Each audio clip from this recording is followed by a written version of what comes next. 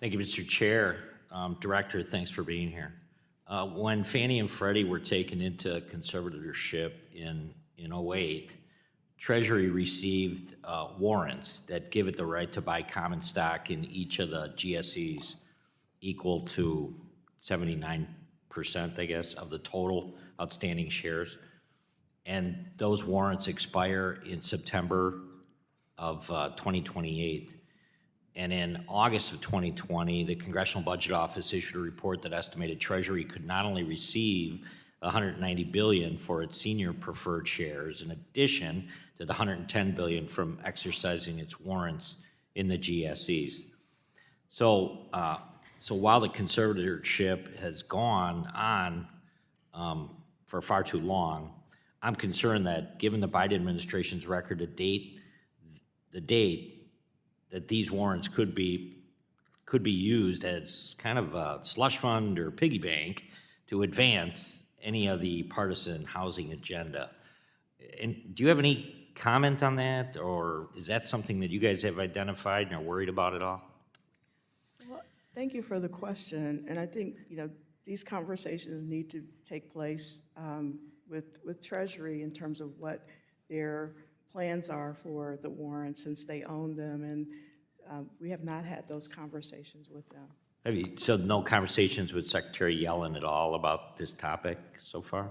Secretary Yellen is on our oversight board, and we talk about all things related to FHFA and their activities.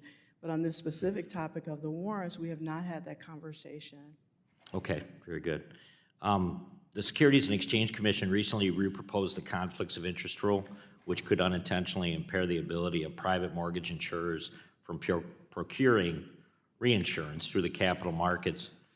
As a director, obviously you have firsthand knowledge that the private MI companies are subject to stringent regulation and requirements at both state and federal levels from the GSE.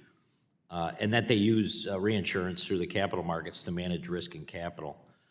By taking a first loss position, private mortgage insurances reduce risk for the GSEs, protecting taxpayers. Can you tell me if FHFA is currently working with the SEC on the final rule to ensure it does not really have any harm, I guess, on the mortgage insurance? So I'm not available to talk. I can't talk about open rules, but we have the enterprises, I should say, have provided comments on the impact of this particular rule on their credit risk transfer activities. Okay, and with the last couple minutes I have here, I just thought that maybe, well, let me just kind of talk about, you justified the LLPA changes partially by saying that they are needed to protect the GSE's capital buffer from losses. However, GSEs would have more capital if the FHFA did not lower fees for riskier borrowers and use the capital from less risky borrowers to make up for it. But the larger problem with these fees is that they act as kind of a political hedge against the Fed's interest rate hikes. Would you comment on that, or do you agree with that?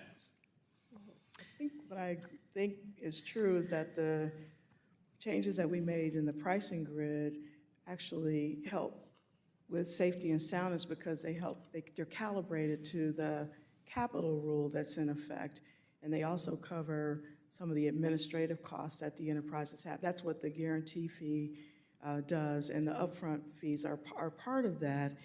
And so I do think that at the end of the day, the risk-based fees that we have in place are doing the two jobs of, one, safety and soundness by building capital, and two, we were able to offset the fees for first-time home buyers throughout the country by the fees that are charged for the second and vacation homes and investment properties. And so we were able to figure out a way to achieve the dual mandate that the FHFA has in overseeing Fannie and Freddie by updating these out-of-date pricing grids.